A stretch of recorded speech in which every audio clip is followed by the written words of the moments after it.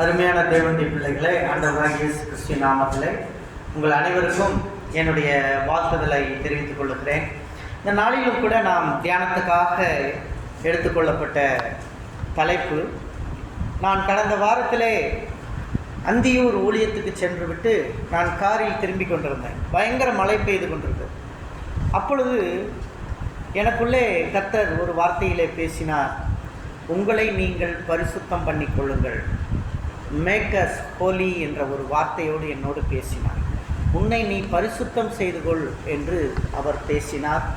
அருமையான தேவனுடைய பிள்ளைகளை, கர்த்தர் பேசுகின்ற வார்த்தை எதற்காக இந்த வார்த்தையை சொல்லுகிறார் என்று பார்க்கும் பொழுது, அதை சபைக்கு சொல்ல வேண்டும் என்று அவர் விரும்புகிறார் என்பதுதான் நம்மிடத்திலே அவர் ஆண்டவர் பேசுகிறதாக இருக்கிறது. ஹல்லேலூயா, ஹல்லேலூயா.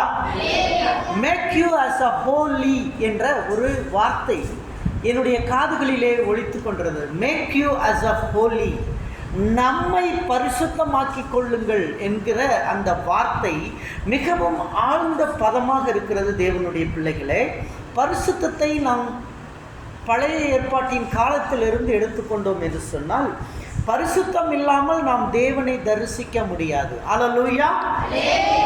பாருங்கள், பரிசுத்தத்தை எவ்வளவு அதிகாரமாக நாம் மோசேயினுடைய வாழ்க்கையில் எடுத்துக்கொள்கிறோம். மோசே அவன் பரிசுத்தவானாகிறான். அவன் பரிசுத்தவானாக ஆடு மேய்த்து கொண்டு இருக்கிறான். 40 ஆண்டுகள் ஆடு மேய்க்கிறான். 40வது ஆண்டு கர்த்தர் அவனை சந்திக்கிறார். ஒரு பச்சை முட்செடி நெருப்பை எரிகிறது. அந்த முட்செடி கருகவில்லை. அது என்ன அதிசயம் என்று பார்க்கும்படியாய் அவன் அந்த முட்செடியை நோக்கி நெருங்கும் பொழுது கர்த்தர் அவனோடு பேசுகிறார்.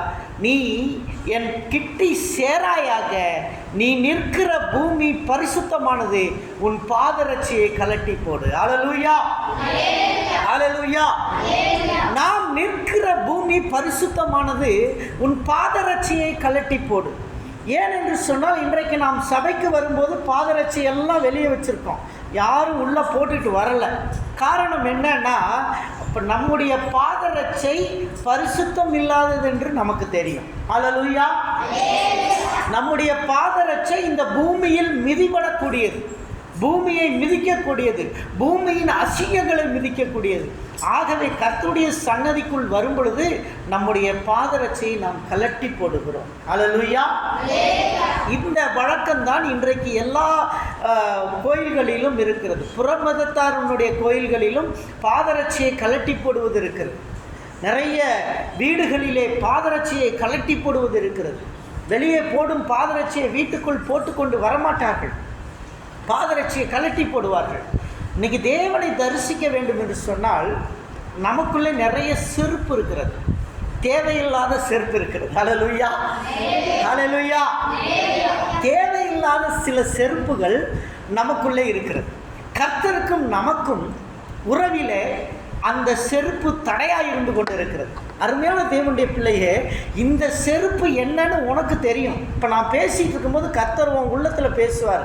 இந்த செருப்பு உன்னுடைய தேவையில்லாத செருப்பு. அல்லேலூயா, அல்லேலூயா. தேவையில்லாத பாதரட்சைகள், நாம் போட்டுக்கொண்டிருக்கிற செருப்பை குறித்து சொல்லவில்லை. தேவையில்லாத பாவங்கள், கர்த்தர் நம்மிடத்தில் நெருங்க முடியாமல் தடையாக இருக்கக்கூடிய ஒரு பிசாசின் சக்தி, அது ஒரு கொடிய செருப்பாக இருக்கிறது. அந்த செருப்பை உங்களை விட்டு தூக்கி எறியுங்கள். அல்லேலூயா, அல்லேலூயா. பரிசுத்தத்தை குறித்து நாம் சில நேரங்களிலே குடும்பங்களிலே பார்ப்போம் என்று சொன்னால், சில நேரங்களில் கணவன் மனைவிக்குள்ளே பரிசுத்தத்திலும் போட்டி வந்து கொண்டிருக்கு. ஒரு வீட்டில் கணவன் மனைவிக்குள்ளே ஒரு சின்ன சண்டை வந்துருச்சு. கணவன் மனைவினாவே சண்டை இருக்கும், அப்புறம் திருப்பி சமாதானம் ஆகும், திருப்பி சண்டை இருக்கும். அப்படின்றது தான் வாழ்க்கையில் நம்ம நிறைய பார்த்துருக்கோம். அது மேடு இருக்கும், பள்ளம் இருக்கும், முள் இருக்கும், முள் இல்லாத பஞ்சு மெத்தையும் இருக்கும். அல்லேலூயா. இதெல்லாம் நடந்துகிட்டு இருக்கோம். அப்போ கணவன் மனைவிக்குள்ளே சண்டை வந்துருச்சு. கணவன் பேச மாட்டேன்னு முடிவு பண்ணுறார். என் மனைவிகிட்ட நான் பேசக்கூடாது என்று முடிவு செய்கிறார். அதாவது ஒன்று தெரிஞ்சுக்குங்க, குடும்பத்தில் கணவன் மனைவிக்குள்ள 2 பேருக்குள்ள கிளாஷ் வந்தால், கணவன் ஒரு முடிவு எடுத்தான்னா அந்த முடிவு பல மடங்கு அதிகமாக எடுக்கக்கூடியவள் மனைவி. இவர் பேசாமல் இருக்காரு. இவர் சொல்கிறாரு, நான் இனிமேல் உன்கிட்ட பேச மாட்டேன் அப்படின்னு. ஒரு குடும்பத்தில் வாழும் பொழுது கணவன் மனைவிக்குள்ள இருக்கக்கூடிய உறவு என்பது ரொம்ப முக்கியமானது.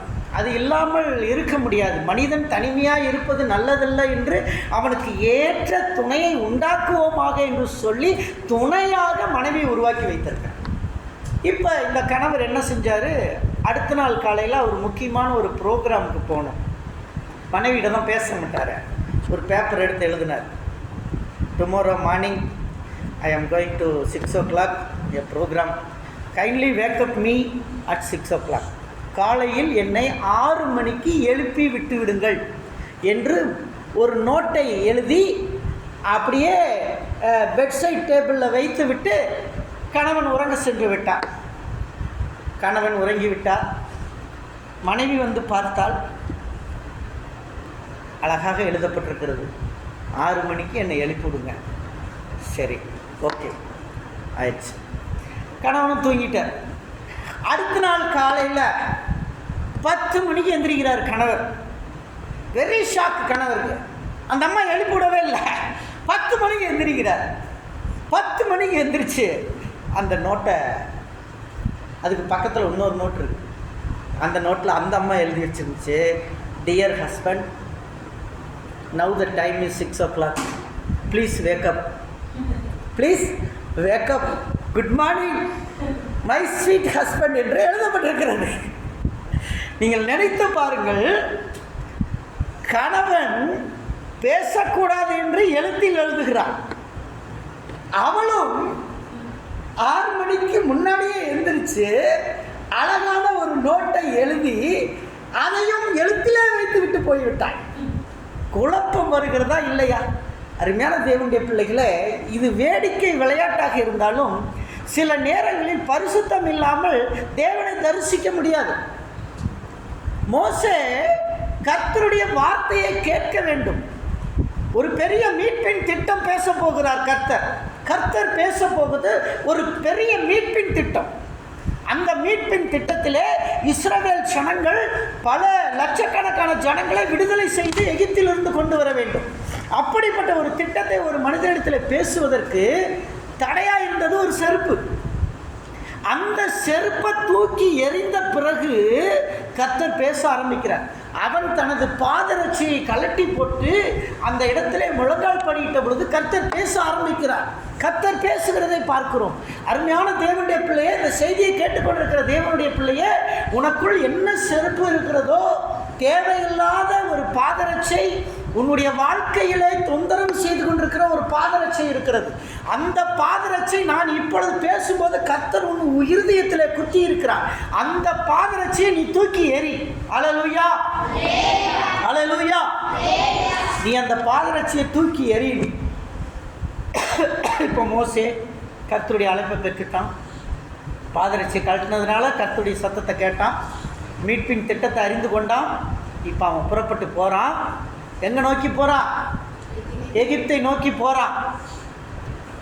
நீங்கள் படித்து பார்த்தீங்கன்னா 4ஆம் அதிகாரத்தில் வழியிலே அவனை கொல்ல பார்த்தார். வழியில் என்ன பண்ணார்?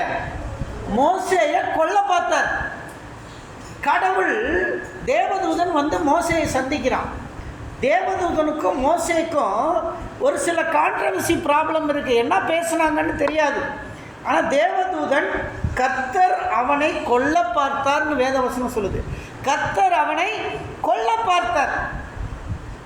கர்த்தர் கொல்ல போறாருன்னு தெரியுது. அப்ப சிம்பரால் பார்த்துக்கிட்டே இருக்கா.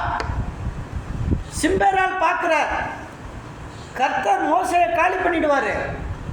மீட்பின் திட்டம் அழிஞ்சு போயிடும். சிம்பரால் பார்க்குறா, ஒய்ஃப் பார்க்குறா. டக்குன்னு ரெண்டு ஆண் பிள்ளைகளை கொண்டு வந்து நிறுத்தி அவன் கல் எடுக்கிறான். கல்லை எடுத்து நுனி தோலை அறுக்கிறான். ஆம்பளை பசங்களுடைய 2 பேருடைய நுனி தோலை அறுக்கிறான். நீங்கள் பைபிளில் 4ஆம் அதிகாரத்தில் படித்து பாருங்கள், யாத்திராகமத்தில். நுனி தோலை அறுத்து அந்த தேவதூதன் முன்னாடி போட்டு, இவர் என்னுடைய இரத்த சம்பந்தமான புருஷன் என்ற வார்த்தையை சொன்ன பொழுது தேவதூதன் மோசேயை கொல்லுவதை விட்டு போய்விட்டார். பைபிளை படித்து பாருங்கள். நல்லா தெரியும். சிம்பேரால் அந்த ரெஸ்பான்சிபிள் எடுக்கிறான். ஏன்னா கர்த்தர் பேசியிருக்காரு, நீ வந்து விருத்த சேதனம் பண்ணியிருக்க மோசே, நீ உங்கள் அம்மா வளர்த்துனதுனால நீ விருத்த சேதனம் பண்ணிட்ட. ஆனால் யாருக்கு விருத்த சேதனம் பண்ணலை? உன் பிள்ளைங்க 2 பேருக்கு விருத்த சேதனம் பண்ணலை. பிள்ளைகள் 2 பேருக்கும் விருத்த சேதனம் பண்ணி பரிசுத்தம் பண்ணிட்டு போ எகிப்துக்கு கர்த்தர் சொல்கிறாரு. அதை மோசே தர்க்கம் பண்ணிட்டு இருக்கிறான். அதனால தான் சிம்பேரால் யோசித்தோன்னா மடன்னு அவள் ஆக்ஷனில் இறங்கினான். அதை வெட்டி போட்ட உடனே, நீர் எனது இரத்த சம்பந்தமான புருஷன் என்று நான் சொன்னேன் என்று மறுபடியும் சொல்லுகிறார். அந்த வார்த்தையை நீங்கள் 4ஆம் அதிகாரத்தில் படித்து பாருங்கள். நீர் என்னுடைய இரத்த சம்பந்தமான புருஷன் என்று மறுபடியும் நான் சொன்னேன் என்ற வார்த்தையை அவள் 2 முறை சொல்லுகிறதை நாம் பார்க்கிறோம். தேவனுடைய பிள்ளைகளே, அருமையான தேவனுடைய பிள்ளைகளே, மனைவி அந்த இடத்துல பிள்ளைகளை பரிசுத்தமாக்காமல் இருந்திருந்தால் மோசே மரித்திருப்பான். இன்னைக்கு நான் பெண் பிள்ளைகளுக்கு சொல்கிற காரியம், நீங்கள் பரிசுத்தம் பண்ணக்கூடியவர்கள், நீங்கள் பரிசுத்தம் செய்யக்கூடியவர்கள். யாரை? உன் பிள்ளைகளை பரிசுத்தம் செய்யக்கூடியவர்கள். You make your childrens as a holy. நான் இந்த பரிசுத்தத்தை குறித்து நிறைய ரெஃபரன்ஸ் வசனங்கள் இருக்கிறது. ஆனால் சில வசனங்களை மட்டும் நான் கோட் பண்ணிட்டு போகிறேன். லேவியராகமம் புத்தகம் 20ஆம் அதிகாரம் 7-8 படியுங்கள். லேவியராகமம் 20:7-8. லேவியராகமம் 20:7-8. உங்களை பரிசுத்தப்படுத்தி பரிசுத்தராயிருங்கள். நான் உங்கள் தேவனாகிய கர்த்தர். என் கட்டளைகளை கைக்கொண்டு நடவுங்கள். நான் உங்களை பரிசுத்தமாக்குகிற கர்த்தர். ஹல்லேலூயா. இங்க பார்க்கிறோம், இந்த பரிசுத்தத்தை பொறுத்து ஆண்டவர்கிட்ட நான் ரொம்ப தியானிச்சப்போ எனக்கு 5 காரியங்களை குறித்து சொன்னார். இந்த 5 காரியங்கள் என்னன்னா, நாம் தேவனை பரிசுத்தம் பண்ணுறது முதல் காரியம். 1, நாம் தேவனை பரிசுத்தம் பண்ணுறது முதல் காரியம். 2, தேவன் நம்மை பரிசுத்தம் பண்ணுறது 2வது காரியம். 3வது காரியம், சபை நம்மை பரிசுத்தம் செய்யுது. 3வது காரியம், சபை நம்மை பரிசுத்தம் செய்கிறது. 4வது காரியம், விசுவாசிகள் சபையை பரிசுத்தமாக்குகிறார்கள். இது 4வது காரியம். 5வது காரியம், நாம் நம்முடைய பிள்ளைகளை பரிசுத்தமாக்குகிறோம். அல்லேலூயா. இந்த 5 காரியங்களை குறித்து கர்த்தர் இந்த நாளிலே என்னோடு பேசி உறவாடின வார்த்தைகள். இதை குறித்து நான் உங்களிடத்தில் நான் பேசலாம் என்று சொல்லி நான் இருக்கிறேன். முதல் காரியம், நாம் தேவனை பரிசுத்தம் செய்வது எப்படி? How we make God as a holy. நாம் எப்படி தேவனை போய் பரிசுத்தம் பண்ணுறது? நம்மளால முடியுமா? நம்ம தேவனை பரிசுத்தம் பண்ண முடியுமா? நம்மளே பாவிகள், நம்மளே தகுதி இல்லாதவங்க, நம்ம தான் நிமிஷத்துக்கு நிமிஷம் பாவம் பண்ணிக்கிட்டே இருக்கிறோம். நம்ம எப்படி தேவனை பரிசுத்தம் பண்ண முடியும்? நம்ம எப்படி தேவனுடைய பரிசுத்தம் பண்ண முடியும்? அதற்கான வசனத்தை நான் சொல்கிறேன். யாத்திராகமம் 1:15 வாசிங்க. யாத்திராகமம் 15:1 படிங்க. யாத்திராகமம் 15:1.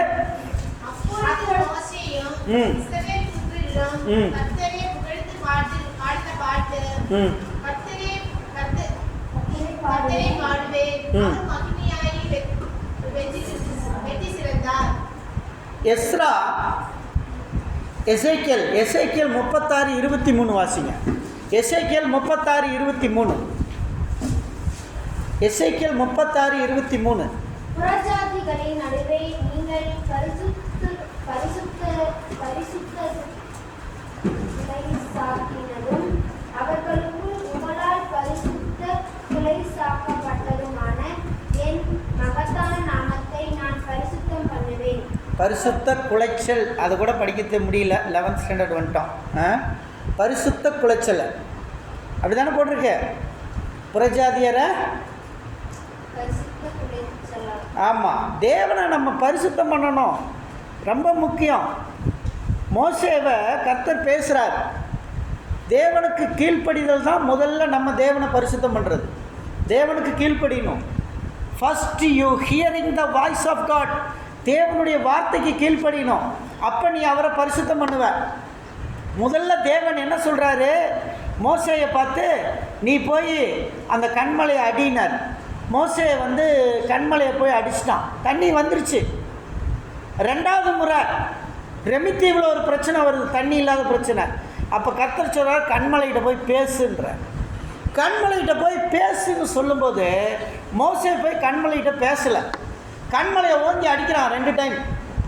2வது முறையும் கண்மலை அடித்தான். அடித்தோன்னே தண்ணி வந்துருச்சு. ஆனால் கர்த்தர் என்ன கேட்டார்? நீ என்னை இந்த இஸ்ரவேல் ஜனங்கள் முன்பாக ஏன் என்னை பரிசுத்தம் செய்யவில்லை? ஏன் என்னை பரிசுத்தம் செய்யவில்லை? என்னாகமம் புஸ்தகம் 20ஆம் அதிகாரம் 12வது வசனம். என்னாகமம் 20:12. நீ ஏன் என்னை பரிசுத்தம் செய்யவில்லை? ஒய். இதுதான் கர்த்தர் கேட்ட வார்த்தை. அப்போ நம்ம கர்த்தரை என்ன செய்கிறோம்? பரிசுத்தம் பண்ணுறோம். அவருடைய வார்த்தைக்கு கீழ்ப்படிஞ்சு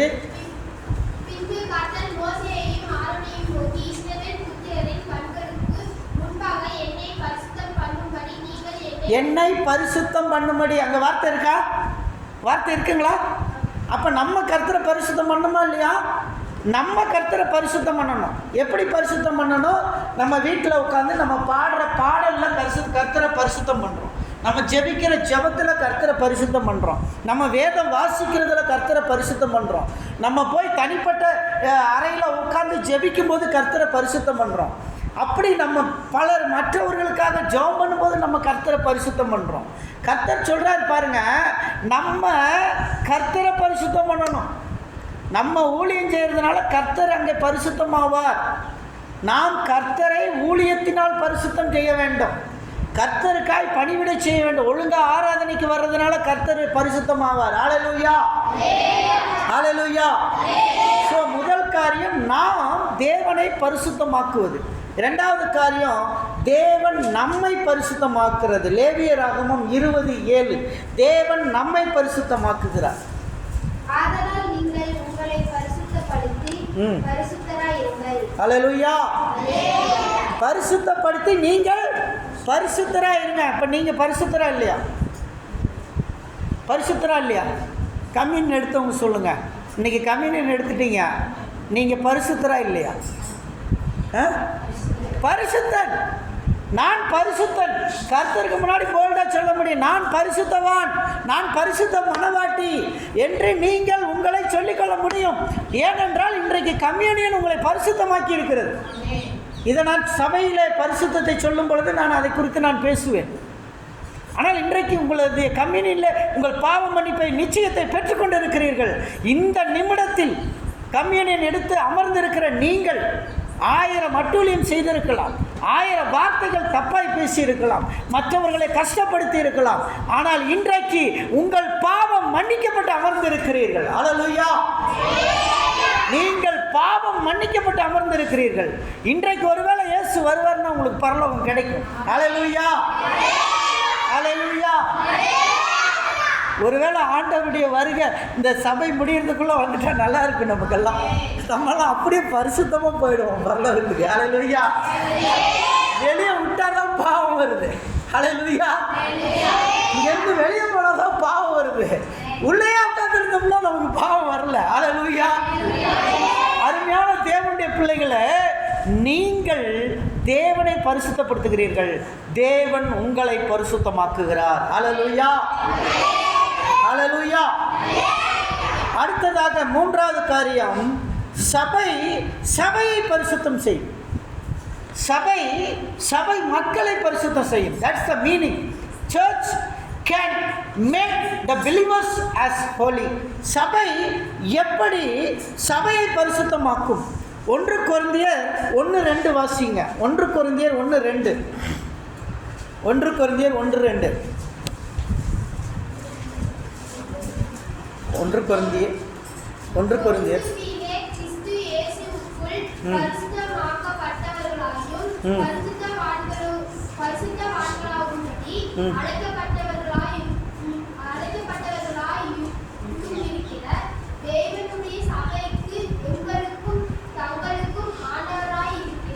நம்முடைய கர்த்தராகிய இயேசு கிறிஸ்துவின் நாமத்தை எங்கும் தொழுது கொள்கிற அனைவருக்கும் எழுதுகிறதாவது. ஹல்லேலூயா. இங்க பார்க்கிறோம், பரிசுத்த சபை என்பது யாரை குறிக்கிறது? விசுவாசிகள், பரிசுத்தவான்கள் அமர்ந்திருக்கிற இடம், அது பரிசுத்த சபை. இன்னைக்கு நீங்க உட்கார்ந்துருக்கனால இந்த இடம் பரிசுத்தமாயிருக்கு. நான் இங்க நிக்கிறதுனால இந்த இடம் பரிசுத்தமாயிருக்கு. இன்னைக்கு நீங்கள் எல்லாம் உட்கார்ந்துருக்கிறீங்க, கம்யூனியன் எடுத்துகிட்டு உட்கார்ந்துருக்கீங்க. Because you are all sitting here, I am standing here. That's the reason this church is become a holy. Hallelujah. தேவன் என்ன பண்ணியிருக்காரு? இந்த சபையை பரிசுத்தப்படுத்தியிருக்காரு நம்மனால. அப்போ சபையை பரிசுத்தமாக்கும், சபை மக்களை பரிசுத்தமாக்கும். இன்னைக்கு இத்தனை பரிசுத்தவான்கள் கூடி இருக்கும் பொழுது பல அவிசுவாசிகள் கூடி இருந்தால் அவர்களையும் பரிசுத்தமாக்கும். ஹல்லேலூயா, ஹல்லேலூயா. நான்காவது காரியத்துக்கு கடந்து செல்கிறேன். விசுவாசிகள் சபையை பரிசுத்தம் செய்வார்கள். யாரு?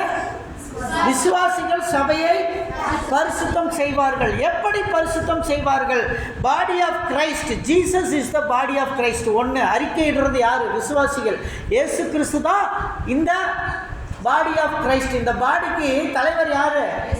இயேசப்பா தான் இந்த பாடிக்கு தலைவர்.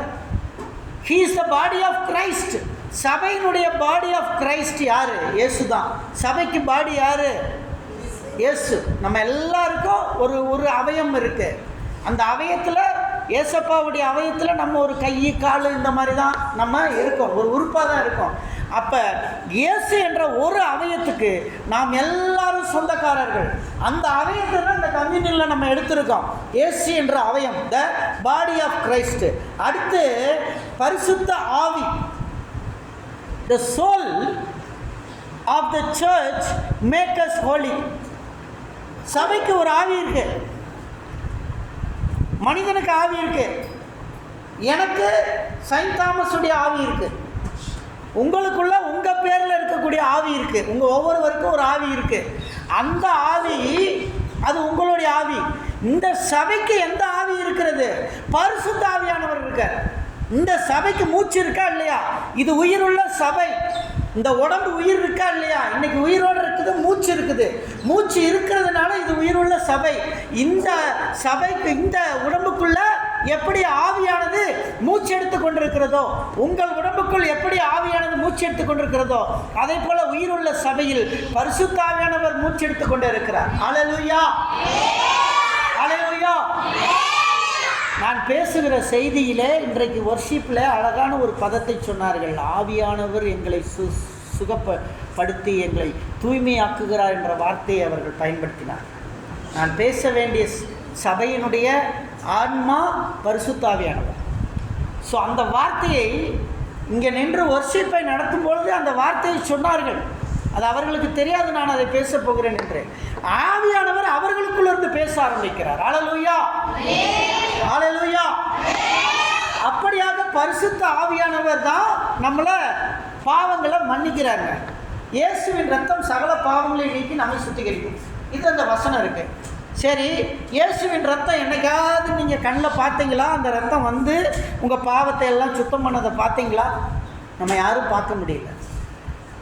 ஏன்னா இயேசுவின் ரத்தத்துக்குள் இயேசுவின் ஆவி இருக்கிறது. இயேசுவின் ரத்தத்துக்குள் இயேசுவின் ஆவி இருக்கிறது. இயேசுவின் ஆவி தான் நம்ம ஆவியை சுத்தம் செய்கிறது. ஹல்லேலூயா. The spirit of Jesus, that Holy Spirit come and indwelling in us and make us a holy. நம்மை அப்படியாய் தூய்மை செய்கிறார். அப்படி அந்த பரிசுத்த ஆவியானவர் உள்ளத்துக்குள் வரும் பொழுது நம்மை தூய்மையாக்குகிறார். பரிசுத்த ஆவியை துக்கப்படுத்தாதிருங்கள் என்று அநேக நேரங்களில் சொல்லுவோம். பரிசுத்த ஆவி சில நேரங்கள் நமக்குள்ளே பேசுவார். நீ இதை செய்யாத அப்படிங்கிறார். நம்ம அதைத்தான் செய்வோம். செய்யாதான்னு உள்ளத்தில் பேசுனதுக்கு அப்புறம் நம்ம செய்யாமல் வந்துட்டோம்னு வச்சுக்கோங்களேன், ஹோலி ஸ்பிரிட் நம்மளுக்குள்ளே இருந்து வேலை செய்ய ஆரம்பிப்பார். ஹோலி ஸ்பிரிட் நமக்குள்ளே இருந்து ஒர்க் பண்ண ஆரம்பிப்பார். ஒரு சின்ன தவறு தான். ஒரு இடத்துல காசு இருக்குது, அந்த பணம் கீழே கிடக்குது. அந்த பணத்தை எடுத்து பேக்கெட்டில் போட்டுரு. பணத்தை எடுத்து என்ன செய்ய? பேக்கெட்டில் போட்டுரு என்று ஒரு தாட்டு வருகிறது. அது நம்முடைய சிந்தையின் தாட்டு. அது எப்பயும் பாவத்தை செய்ய தூண்டக்கூடியது. அது சொல்லுது, இன்னொன்று சொல்லுது, அதை நீ எடுக்காத, அதை எடுத்து உரியவர்கிட்ட கொடுத்துரு, அந்த காசு யாருதுன்னு கேட்டு கொடுத்துரு அப்படின்னு இன்னொன்று சொல்லுது. அந்த இன்னொன்று சொல்லுது பாருங்க, அதுதான் பரிசுத்த ஆவி. ஹல்லேலூயா. அந்த பரிசுத்த ஆவியானவர் சொல்றத அன்னைக்கு கீழ்ப்படிஞ்சு அந்த காசை எடுத்து உரியவர்கிட்ட கொடுத்துட்டோம்னா ஆவியானவர் நமக்குள்ள இருந்து வேலை செய்ய ஆரம்பிப்பார். அல்லேலூயா. அதே அந்த காசை கொடுக்காம எடுத்து திருடி செலவழிச்சோம்னா சில நேரங்களில் நம்ம மாட்டிக்கிடுவோம். நம்ம செய்கிற பாவத்துக்கு ஏன் மாட்டிக்கிறோம்? நிறைய நேரங்களில் பாருங்கள், சில பாவங்களை நம்ம செய்வோம், மாட்டிக்கவே மாட்டோம், ஜாலியாக இருப்போம். சில பாவங்களில் மாட்டிக்குவோம். காரணம் என்னென்னா, கர்த்தர் அதை விரும்பலை, அதை அனுமதிக்கலை. கர்த்தர் அதை வேண்டாம்னு நினைக்கிறாரு. அதனால தான் நம்மளை மாட்டி விடுறாரு. அல்லேலூயா, அல்லேலூயா. அவர் மாட்டி விடுறதுக்கு காரணமே அந்த பாவத்திலேருந்து நம்ம விடுதலை ஆகணுன்றதுக்காக மாட்டி விடுறாரு. பிரச்சனை அங்கே வருது, நம்ம மேலே அங்கே ஒரு ஃப்ரஸ்ட்ரேஷன் உண்டாகுது, நமக்கு அங்கே ஒரு போராட்டம் உருவாகுது. அந்த பாவத்திலிருந்து விடுதலை அடையும்படியாக கர்த்தர் விரும்புகிறார். ஹல்லேலூயா. ஆகவே பார்த்தீங்கன்னா, பரிசுத்த ஆவியானவர் நம்மை தூய்மைப்படுத்துகிறார். அவருடைய டீச்சிங்ஸ், சபையில் வரக்கூடிய the teachings make us holy to the church. The teachings make us holy to the church and the church congregation. சபையில் இப்படிப்பட்ட போதனைகள் நம்ம என்ன செய்யும்? பரிசுத்தமாக்கும். இன்றைக்கி நீங்கள் வாசித்த ஒரு அதிகாரம் எத்தனை பேர் அதை உணர்ந்தீங்கன்னு தெரியாது. 1 பேதுரு 2:1-10 அந்த வசனங்களை கொஞ்சம் நீங்கள் மறுபடியும் அதை ரீபேக் பண்ணுங்கள். எத்தனை பேர் அதை உணர்ந்தீங்கன்னு தெரியாது. I was really in the Holy Spirit told me, நமக்கு எவ்வளோ பாக்கியத்தை கொடுத்துருக்காரு இந்த அதிகாரத்தில். 1 பேதுரு நீங்கள் இதாக வாசித்தீங்க இல்லையா? 2வது அதிகாரம் 1 பேதுரு 2:1-10 வரைக்கும் ஒரு வசனம் வாசிங்க. இப்படி இருக்க கர்த்தர் தயவுள்ளவர் என்பதை நீங்கள் ருசித்து பார்த்தது உண்டானா? Do you taste that God is a good God? He is a compassionate God. அவர் தயவுள்ளவர் என்பதை நீங்கள் ருசித்து இருக்கிறீர்களா? பிரியாணியை ருசிச்சிருப்போம், சில்லி சிக்கனை ருசித்து பார்த்துருப்போம், சர்க்கரை எடுத்து வாயில் போட்டு ருசித்து பார்த்துருப்போம், லட்டு எடுத்து டேஸ்ட் பண்ணியிருப்போம். ஆனால் கர்த்தரை என்னைக்கா டேஸ்ட் பண்ணியிருக்கோமா? அவர் நல்லவர் என்பதை ருசித்து பார்த்தது உண்டானால் 2வது வசனம் படிங்க. சகல துர்குணம். நீங்கள் நினச்சிக்கங்க, நம்ம மனசுக்குள்ளே என்ன வருது? சகல கெட்ட குணம், கடவுளுக்கு பிடிக்காத அசிங்கமான குணம், அதைத்தான் துர்க்குணம். சகல துர்க்குணம், சகலவித கபடத்தையும், வஞ்சகங்களையும், பொறாமைகளையும், சகலவித புறம் கூறுதலையும் ஒழித்துவிட்டு நீங்கள் வளரும்படி. நீங்கள் என்ன செய்யணும்? வளரணும். இன்னமே உட்கார்ந்துருக்க கூடாது. அந்த வஞ்சனை, அந்த லிஸ்டெல்லாம் எடுத்து போட்டு உனக்குள்ளே இருக்குதுன்றதை இல்லையான்றதை நீ பார்த்துக்கோ. இனிமேல் நீ வளரணும், வளர்ந்துக்கிட்டே இருக்கணும். படிங்க. புதிதாய் பிறந்த குழந்தையை போல திருவசனமாகிய களங்கம் இல்லாத ஞானப்பாலின் மேல் வாஞ்சையா இருங்க. ஞானப்பால் ரொம்ப முக்கியங்க. கர்த்தர் தரக்கூடியது ஞானப்பால், களங்கம் இல்லாதது. அது அந்த பாலை குடித்தோம்னா களங்கம் வராது. உலகத்தில் இருக்கிற கபடம், சூது, பொறாமை இதெல்லாம் குடித்தோம்னா கபடம் பிரச்சனை வந்துக்கிட்டே இருக்கும் வாழ்க்கையில். ஆனால் சகல விதமான கபடம் இல்லாத ஞானப்பாலின் மேலே வாஞ்சியாக இருக்கணும். படிங்க அடுத்த வசனம். மனுஷரால் தள்ளப்பட்டதாயினும் தேவனால் தெரிந்து கொள்ளப்பட்டதும் விலையேற பெற்றதுமாய் இருக்கிற ஜீவனுள்ள கல்லாகிய அவரிடத்தில் சேர்ந்தவர்களாகிய நீங்களும் ஜீவனுள்ள கற்களை போல ஆவிக்கேற்ற மாளிகையாகவும். உங்க உடம்பு எப்படி இருக்குது?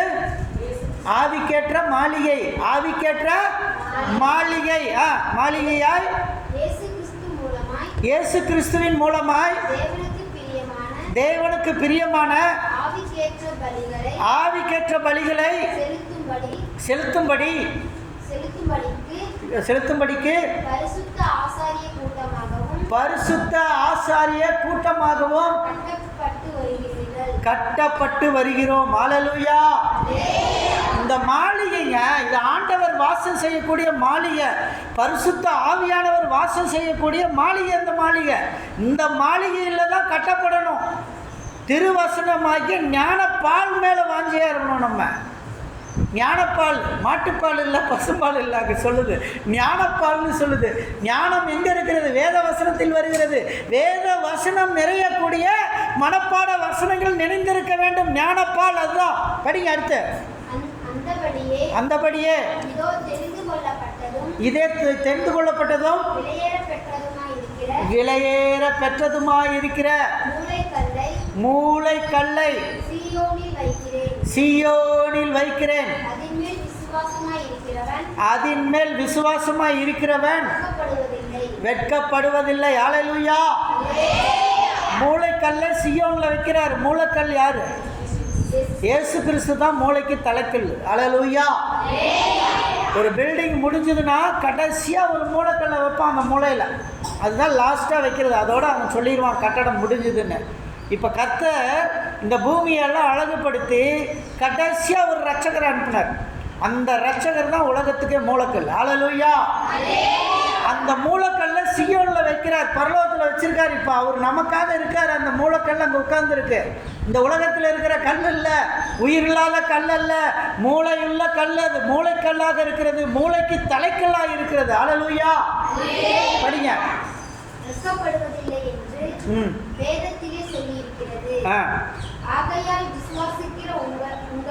உங்களுக்கு விலையேற பெற்றது. அல்லேலூயா. கீழ்ப்படியாமல் இருக்கிறவர்களுக்கோ வீட்டை கட்டுகிறவரால் தள்ளப்பட்டு இந்த வீடு கட்டவே ஆகாது என்று தள்ளப்பட்ட கல்லாகிய அந்த கல் இடறலுக்கு ஏதுவான கல்லும் விழுவதற்கு ஏதுவான கண்மலையுமாயிற்று. அல்லேலூயா. அடுத்தவங்களுக்கு இடரலான கல்லாக இருக்காதீங்கப்பா, நல்ல கல்லாக வாழுங்கப்பா. இதைத்தான் சொல்லுது. சபையை நம்ம பரிசுத்தம் பண்ணுறோம். ஆல்வேஸ் சபையை நம்ம பரிசுத்தம் பண்ணுறோம்.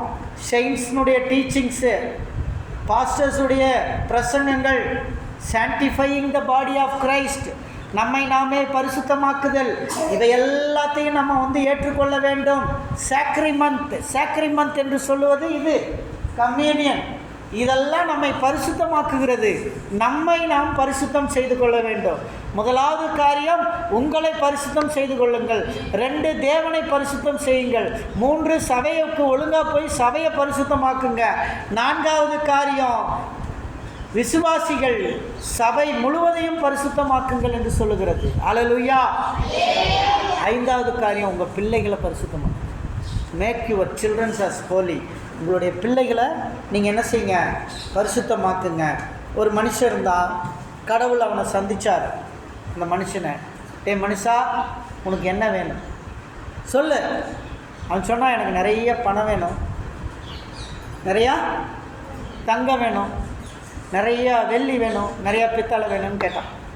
சரி, உனக்கு என்னென்ன வேணும்? சரி, இந்த பீரோவை நான் தங்கமாக்கிட்டான்னு கடவுள் தொட்டார். பீரோ தங்கமாயிடுச்சு. உனக்கு என்ன வேணும்? இந்த பேப்பரெல்லாம் பணமாயிடணும். சரி, கடவுள் தொட்டார், பேப்பரெல்லாம் பணமாயிருச்சு. அப்புறம் இன்னும் வேறு என்ன வேணும்? எனக்கு இன்னும் இந்த செங்கலெல்லாம் அப்படியே தங்க கட்டியாக மாற்றிடுங்க. உடனே இயேசு போய் அந்த செங்கலெல்லாம் தொட்டார், அதெல்லாம் தங்க கட்டியாக மாறிடுச்சு. சரி, எல்லாம் கர்த்தர் தொட எல்லாம் மாறிடுச்சு. ஆனாலும் இவன் முகம் மாறவே இல்லை. அப்படியே ஆசை அடங்கலை. ஆசை அப்படியே இருக்கு. அந்த ஆசை உள்ளே இருந்துக்கிட்டே இருக்கு. அவன் எதையுமே செய்யலை. எல்லாமே அவனுக்கு அந்த நோக்கம் இருக்குது. திருப்தி ஆகலை. கடவுள் வீட்டில் இருந்த பீரோவை தங்கமாக்கிட்டாரு, உள்ளே இருந்தது எல்லாத்தையும் பணமாக்கிட்டாரு. வெள்ளி வைடூரியம் எல்லாம் என்னென்ன கேட்டானோ எல்லாத்தையும் அவர் தொட்டு எல்லாத்தையும் மாற்றிட்டாரு. ஆனாலும் இவனுக்கு திருப்தி ஆகலை. கடைசியில் கடவுள் கேட்டார், ஏன் இன்னும் திருப்தி ஆகாமல் இருக்கிற? உனக்கு வேறு என்ன வேணும்? இப்போ அவன் சொன்னால், கடவுளே உங்களுடைய விரல் எனக்கு வேணும். என்ன வேணும்? உங்களுடைய விரல் வேணும்னு கேட்டானா? விரல் எதுக்குடா கேட்குற? உனக்கு எதுக்குடா விரல்? உன் விரல் மட்டும் எனக்கு கிடச்சிருச்சுன்னா தேவையானதெல்லாம் நான் சாதிச்சுக்குவேன். நம்ம மனித அப்போ எவ்வளோ மோசமாக இருக்கா. கர்த்தர் கொடுக்குறத வச்சு திருப்தி அடையலை. நம்ம இன்றைக்கி நிறைய பேர் நம்ம அப்படி தான் இருக்கோம். இந்த உலகத்தில் கர்த்தர் என்னத்தை கொடுக்குறாரோ அதை வைத்து திருப்தி அடைய வேண்டும். அப்போ தான் கர்த்தர் இன்னும் நிறையா கொடுப்பார். அதில் திருப்தி ஆகலை, கடவுளே உங்களுடைய விரலை கொடுன்னு கேட்டுக்கிட்டு இருக்கிறோம். ஹல்லேலூயா, ஹல்லேலூயா. ஆகவே அருமையான தேவனுடைய பிள்ளைகளே, உங்கள் பிள்ளைகளை பரிசுத்தமாக்குங்கள். யோபு தன் பிள்ளைகள் பாவம் செய்து விடுவார்களோ என்று தன்னுடைய பிள்ளைகளுக்காக அவன் பலியிட்டு கர்த்தரை நோக்கி வேண்டிக் கொண்டான். கர்த்தரை நோக்கி வேண்டிக் கொண்டான். இன்றைக்கு உங்களுடைய பிள்ளைகளை பரிசுத்தமாக்குங்கள். இன்றைக்கி நான் அதை பற்றி தான் உங்களிடத்தில் பேச போகிறேன். உங்கள் பிள்ளைகளை பரிசுத்தமாக்குங்கள். Make your childrens as a holy. உங்கள் பிள்ளைகளை பரிசுத்தமாக்குங்கள். பிள்ளைகளுக்காக ஜெபியுங்கள். பிள்ளைகளை பரிசுத்தமாக்குங்கள். லாசரு என்ற தேவனுடைய மனுஷனை உங்களுக்கு தெரியும். லாசரு என்ற பேருக்கு தேவன் உதவி செய்தார் என்ற அர்த்தம். இந்த லாசரு நல்ல ஒரு அந்த காலத்தில் ஒரு பணக்கார வீட்டில் இருந்தவர். இயேசுனுடைய ஃப்ரெண்டு, இயேசுவுக்கு ரொம்ப க்ளோஸ் ஃப்ரெண்டு லாசரு. அவர் உடல்நிலை சரியில்லாமல் வரும்போது அவங்க இறந்து போயிடுறாரு. 2 சகோதரிகளும் இயேசுவுக்கு இன்வைட் கொடுக்குறாங்க. அவர் வராரு, லாசருவை உயிரோடு எழுப்பினார். அவர் எழுந்து வந்துட்டார். லாசரு அதுக்கப்புறம் என்ன பண்ணான்னு யாருக்கும் தெரியாது. நமக்கு யாருக்கும் வரலாறு இல்லை. லாசர் எங்கே போனாரா? கித்தியம் அப்படின்னு ஒரு நாடு. அவர் இருந்த ஊர்லேருந்து மார்சைன்ஸ் அப்படின்ற ஒரு இடத்துல கித்தியம்ன்ற ஒரு நாட்டுக்கு போய் 30 வருஷம் ஊழியம் பண்ணியிருக்கார். 30 வருஷம் இந்த லாசர் ஊழியம் பண்ணியிருக்கார். 30 வருஷத்தில் அநேகரை கர்த்தருக்குள்ள ரட்சிப்பில் நடத்தியிருக்கார். ஒரு பெரிய சபையை கட்டியிருக்கார். சபையை கட்டி இன்றைக்கும் அந்த கித்தியம் நாட்டில் அந்த லாசருடைய கல்லறையில் கட்டப்பட்ட ஒரு திருச்சபை இருக்கும். அந்த லாசர் இறந்த பிற்பாடு அவருடைய கல்லறையில் கட்டப்பட்ட ஒரு திருச்சபை இருக்கும். அவனுடைய கல்லறை அங்கே தான் இருக்குது. கர்த்தரால் உயிரோடு இறந்து போன லாசர் உயிரோடு எழுப்பப்பட்டான். அவனுடைய திறந்த கல்லறை ஒன்று இருக்குது. அவன் மரித்த பிறகு புதைத்த ஒரு கல்லறை இருக்கிறது. அந்த கல்லறையின் மீது கட்டப்பட்ட ஒரு திருச்சபை இருக்கிறது. நம்முடைய பிள்ளைகளை நாம் பரிசுத்தம் செய்யாவிட்டால் அவர்கள் சாதனையாளராய் மாற முடியாது. லாசரு பிணமாய் போயிருந்தவனை விடவில்லை. இயேசு என்ன செய்தார்? அவனை உயிரோடு எழுப்புகிறார். எழுப்பி அவனை 30 ஆண்டுகள் ஊழியம் செய்ய வைக்கிறார்.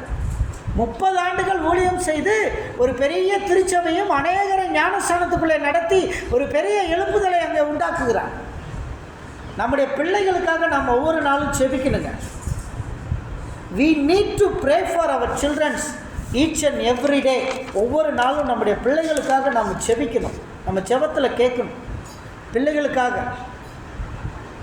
இன்னைக்கு நம்ம முழங்கால் படியிட்டு pray for your children, especially அவங்கள பரிசுத்தமாக வாழ்கிறதுக்காக இன்றைக்கி நம்ம எல்லோரும் எழுந்து நிற்போம். நம்முடைய குழந்தைகளுக்காக நாம் ஜெபிப்போம். இன்றைக்கி ஒரு நிமிஷம் எல்லோரும் ஒப்பு கொடுத்து ஜெபம் பண்ணுவோம். இன்றைக்கி நம்முடைய சபையில் நம்ம எல்லோரும் எந்திரிச்சுங்க. இந்த செய்தியை கேட்டுக்கொண்டிருக்கிற தேவனுடைய பிள்ளையே, நீங்கள் எல்லாரும் இன்றைக்கு இருந்த இடத்துல இருந்தே உங்கள் பிள்ளைகளுக்காக ஜெபம் பண்ணுங்கள். Pray for your children, whoever had your children. உங்களுக்கு தேவன் குழந்தையை கொடுத்துருக்கிறார்.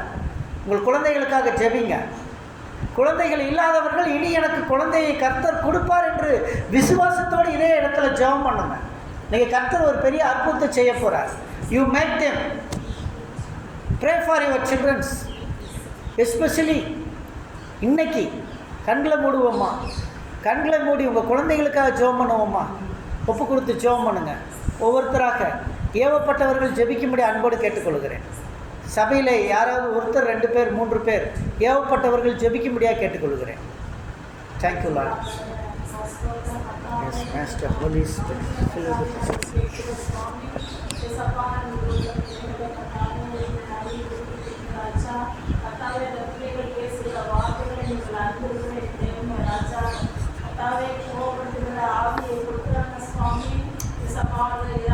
சொன்னோம்னாக்கா அதுக்கு தகுந்த மாதிரி கத்தாவே ஜென்மா ரொம்ப வாய ஆடுனா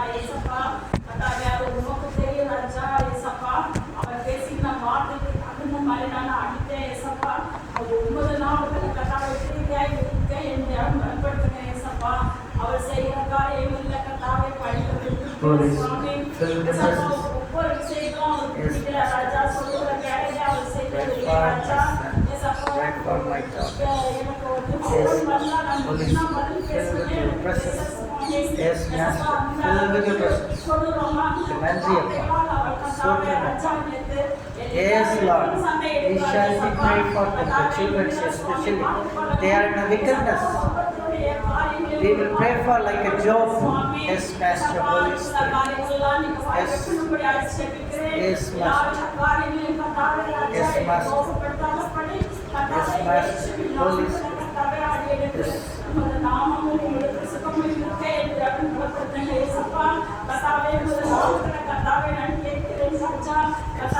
Thank you to the power of the Holy Spirit.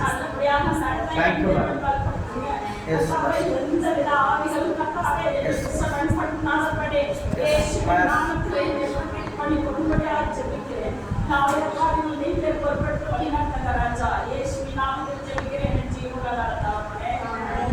பிள்ளைகளுக்காக ஜெபிக்கும்படியாக. This is the time for you to pray for the children. குழந்தைகளுக்காக ஜெபிக்கும்படியாக கூட கேட்டுக்கொள்கிறேன். Yes, Master, Holy Spirit. Yes, Lord. Yes, Master. Yes. பிள்ளைகளை பரிசுத்தப்படுத்தி ஜெபிங்க. Yes. Yes, Master. Yes.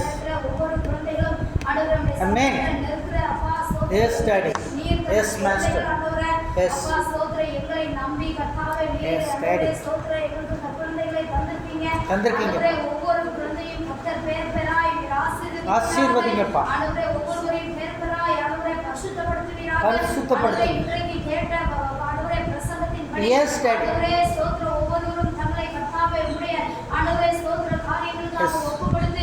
Yes, Master, Holy Spirit.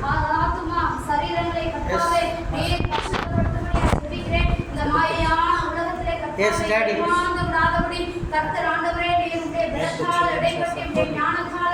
God. Yes, to the power of the Holy Spirit. Thank you. Yes, yes, Lord. Yes.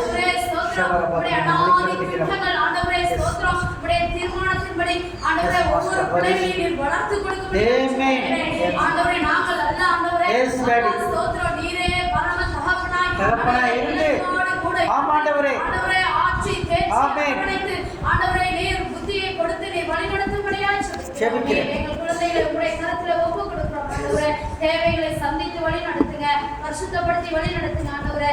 அப்பா குற்றமுறைகளை தயவாய் மன்னிங்க, குழந்தைகளை பரிசுத்தப்படுத்துங்க. உம்முடைய கரத்திலே முழுமையாய் நாங்கள் வரப்படைத்து ஜெபிக்கிறோம். இயேசு கிறிஸ்துவின் நாமத்தில் ஜெபிக்கிறேன் நல்ல பிதாவே. Amen. Amen. Amen. Yes. Thank you to the Father, the Holy Spirit. Yes, Master. Yes, Jesus. Amen. Yes, Lord. Yes, Father Jesus. Yes, Master. Fill the presence. Amen. Yes, Daddy. Yes. Yes.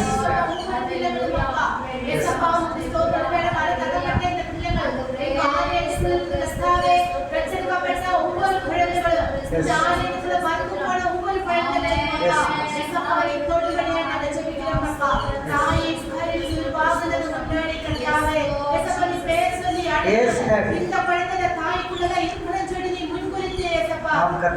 எங்களுக்கு கர்த்தாவே குழந்தைகளை கொடுத்ததுக்காக ஸ்தோத்திரம். எங்க குழந்தைகளோட ஆவி ஆத்ம சரீரம் நம்முடைய கரத்தில் தருகிறோம். எங்க குழந்தைகளோட சரீரம் அண்டலம் நம்முடைய கரத்தில் தருகிறோம். Make the children as a holy. Yes, கிறிஸ்துவானவர் கர்த்தாவே ஞானத்தை கொடுத்து கர்த்தாவே குழந்தைகளை வாழ்க்கை Amen. Yes, சலோமோனோட ஞானத்தை போல குழந்தைகளை வளர்க்க வேண்டும் அப்பா. Yes, Yes, குழந்தைகளை உம்முடைய கரத்தில் தருகிறோம்.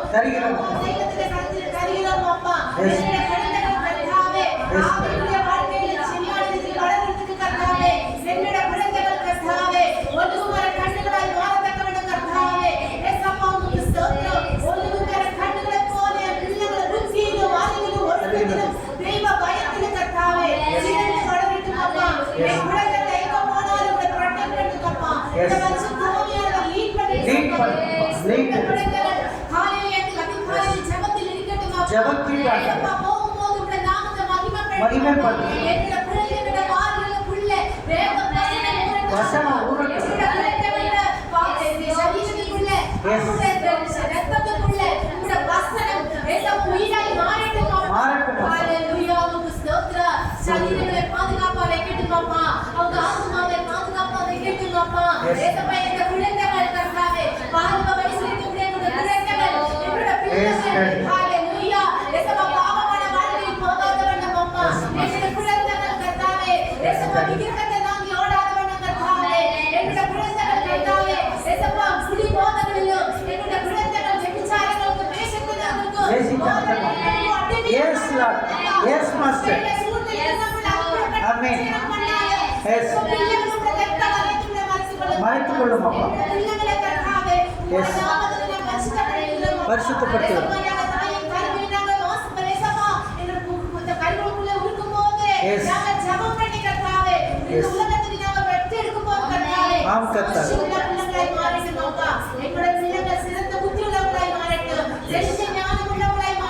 மாறட்டும் மாறட்டும் Yes, Lord. Amen. Yes. பயத்தை கொடுங்கப்பா. Yes, Daddy. Amen. Yes. Yes. பாதுகாத்துக் கொள்ளுங்கப்பா. எங்க குழந்தைகளுக்கு பாதுகாப்பு ரொம்ப முக்கியம் அப்பா. Yes. இயேசுவின் நாமத்திலே போதிக்கிறோம் அப்பா. Yes. ஸ்தோத்திரம் அப்பா. அவங்க வாயிலுக்குள்ளே இயேசப்பா உம்முடைய வசனம் இருக்கட்டும் அப்பா. இருக்கட்டும் அப்பா. ஞானப்பால் உங்கள் மேல் இருக்கட்டும். இருக்கட்டும். ஞானப்பாலின் மேல் வாஞ்சியா இருக்கட்டும் அப்பா. ஆமாண்டே. இந்த புத்தியை கொடுங்கப்பா. கொடுங்கப்பா. இயேசுவோட வசனம் சொல்லுது போல மக்கள் கர்த்தாவே ஒருவரை கண்ணுகளை போல ஒருவருக்கு இயேசப்பா கண்ணுகளை போல வளர்த்து பலம் கொடுக்கத்தக்க வேண்டும் கர்த்தாவே. இயேசப்பா நீ அப்படியே செய்ய போறதுக்காக ஸ்தோத்திரம் அப்பா. எங்க வரக்கூடிய ஒவ்வொரு பிள்ளைகளை வளர்த்து கொண்டிருக்கிற ஒவ்வொரு பிள்ளைகளை கர்த்தாவே இயேசப்பா உங்க சாட்சியாய் மாறட்டும் அப்பா. உங்க ஸ்தோத்திரம். அந்த பிள்ளைகள் பாவத்தை பார்த்து இயேசப்பா விலகி ஓடத்தக்க வேண்டாம். யோசேப்பினை போல கர்த்தாவே ஒரு யோசேப்பினை போல Yes, Daddy. பாவத்தை முதலில் தள்ளி விட்டு Amen. Yes. இயேசப்பா உன்னை நோக்கி ஓடுவது போல கர்த்தாவே. Yes, Master. Holy Spirit. சாமுவேலை போல Yes, கர்த்தாவே. Master. என்னுடைய பிள்ளைகள் ஒரு பிலிப்பு போல கர்த்தாவே. என்னுடைய பிள்ளைகள் கர்த்தாவே இயேசப்பா ஒரு தெபோராளை போல தெபோராளை போல. ஆமென். மாற்றும்படியாய் ஜெபிக்கிறோம். ஹalleluya. Yes. இயேசப்பா பாவத்தின் கரங்களிலிருந்து மாறி கர்த்தாவே Yes. மனமாறுதலை கொடுங்க. ரட்சிப்பு கொடுங்கப்பா. என் பிள்ளைங்க ரட்சிக்கப்படட்டும். கர்த்தர் இருதயத்தை உடைக்க ஆண்டவரே. இயேசு மாஸ்டர். ஜெபிக்கிறோம் அப்பா. மன்றாடுகிறோம் அப்பா. கர்த்தாவே இயேசப்பா எதிர்த்து பேசாதவர்கள் Yes, Master. எதிர்த்து பேசக்கூடிய ஆவிகள் கோபத்தை உண்டு பண்ணக்கூடிய ஆவிகள். கடவுள் பயமில்லாத ஆவிகள். சினிமா மோகத்தில் போகக்கூடிய ஆவிகள். சரீர இச்சைகளில் போகக்கூடிய பாவங்கள். கர்த்தாவே Yes. இயேசப்பா கால பிரச்சனைகளுக்கு போகக்கூடிய காரியங்கள் ஆவிகள். எல்லாத்துக்கும் விடுதலையாகட்டும். விபச்சார வேசித்தன ஆவிகள் வெளியேறட்டும். இயேசப்பா உம்மிடத்திலிருந்து இருக்கட்டும் அப்பா. இருக்கட்டும் அப்பா. திருட்டு குணங்கள் மாறட்டும். அப்பா. அசுத்த புத்திகள் மாறட்டும். காசு திருடுறது மாறட்டும். Yes, Master. இயேசப்பா என்னுடைய பிள்ளைகள் 10 கட்டளைகளுக்குள்ள நடக்கட்டும். 10 கட்டளையை பின்பற்றட்டும் ஆண்டவரே. ஹalleluya. உமக்கு ஸ்தோத்திரம் Yes. இயேசப்பா. நாளைக்கு கர்த்தாவே உங்களுக்கு பெரிய சாட்சிகளாக சாட்சிகளா நிக்கணும். இந்த தேசத்துல அநேகருக்கு பிரயோஜனமா இருக்கணும் எங்க பிள்ளைங்க.